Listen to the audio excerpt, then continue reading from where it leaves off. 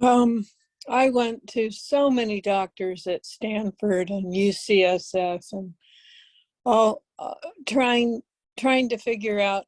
I had terrible dyskinesia, and none of them told me it was from taking too much medicine until I met you, Lillian. And now I'm only taking 2 pills a day. I've had this diagnosed like 8 or 9 years ago, but I really never felt at home in any support group or any doctor's office. I still don't. I have one friend that has PD, and she actually goes out shopping and goes out to dinner with terrible, terrible dyskinesia, and she's had DBS. And I admire her so much. But with knowing what I know from her, and then Lillian, I sound like a commercial for Lillian.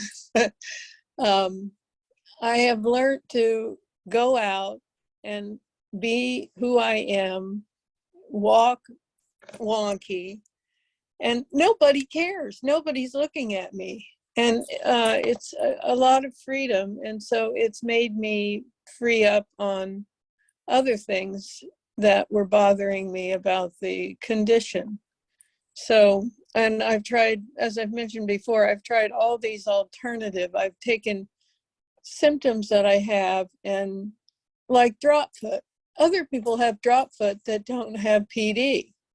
So I spent a long time trying to work on the drop foot, and I rarely trip or fall, knock on wood. So I feel more confident, and I do believe if you break a problem down little by little, you can get better. And you like the worst for me are the tremors and walking, but I know that I can make it better.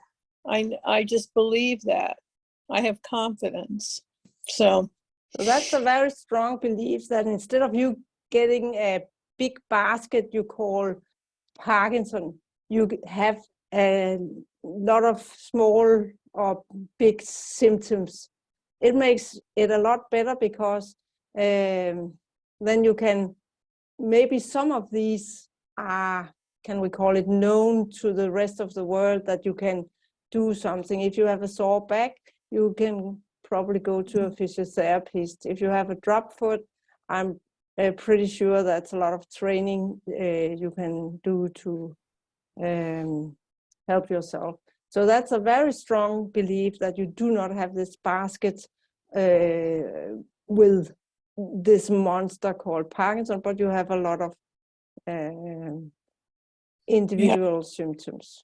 One of my goals is to be, I used to travel quite a bit, and I could not do that with the dyskinesia that I was having.